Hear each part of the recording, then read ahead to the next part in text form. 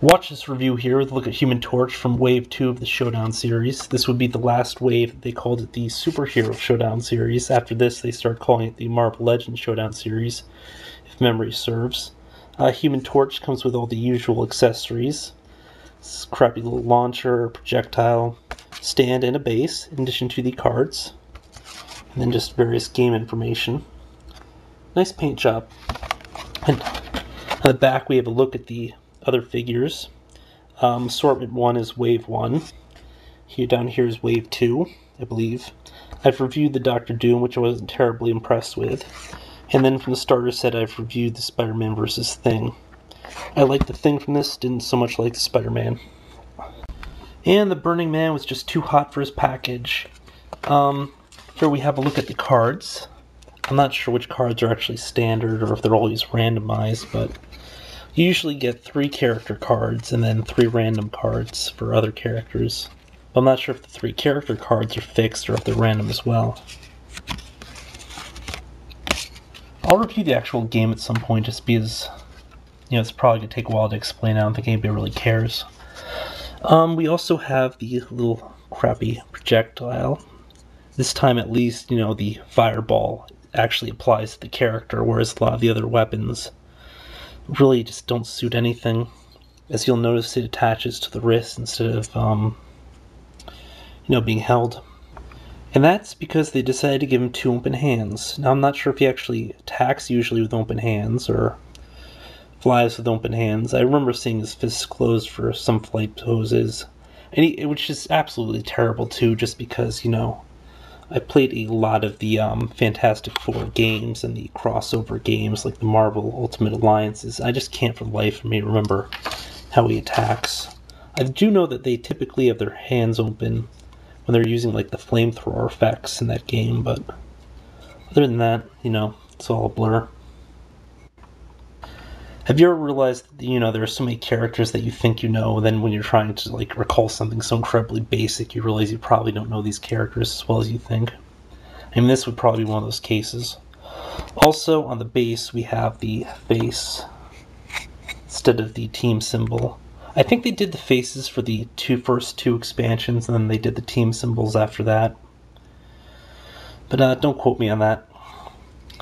Now, the first thing you'll notice about this figure is just all the kick-ass flame effects on him. And, for this reason alone, I think he's a lot cooler than some of the other ones that have been released for this scale. Also, he has the same kind of crazy paint job that the Thing has, where they use kind of more of a metallic paint with a varied tone. So you get a lot of crazy detail. Then it has those kind of tacky-ish black streaks, which were kind of like what they used on the old Android Human Torch, from what I vaguely remember about him. I'm not sure if they still use that in the comics today or not. But as you can see, the flames on the back are just pure yellow, and then this flame over here is just normal red, which I think might just be the fact that they didn't get the paint on it. And the other ones are like a mix of the reds and yellows. And the head is especially cool. It comes up in this little flames thing, and it's all red at the bottom, then it goes up yellow at the top. Now, I actually saw this one in stores, as I did most of the other superhero showdowns and the Marvel Legends showdowns at the time, and, as a non-collector, a figure like this really wouldn't thrill me, just because it doesn't look tremendous to a, in just a really broad sense, but having this package, and since I've been collecting, I have a lot more respect for this figure, because it does look pretty decent. In terms of articulation, it's basically just the standard stuff. We have a rotating forearm, moving wrist, single joint elbow, bicep, which will be impeded by flame, ball jointed shoulder. The head does not look up. Now, I hate it when they do this with flying characters. The head should always look up, because for flying poses you need the head to look up, but they didn't do that, so whatever. We have the upper torso joint here, which can function as the ab/diaphragm moving down. It can also function just going side to side in a full 360, and we also have a waist joint, and yeah, a lot of the Showdown figures do stuff like that. You know, just happens. Ball jointed leg, but this will snap off as well if you push it. The upper thigh does revolve around, but I think mine are painted shut. I mean, it looks like it definitely revolves around, and most of them in the same series do. So, double jointed knee, and we have a single joint here at the ankle. On the whole, I'm pretty impressed by this figure.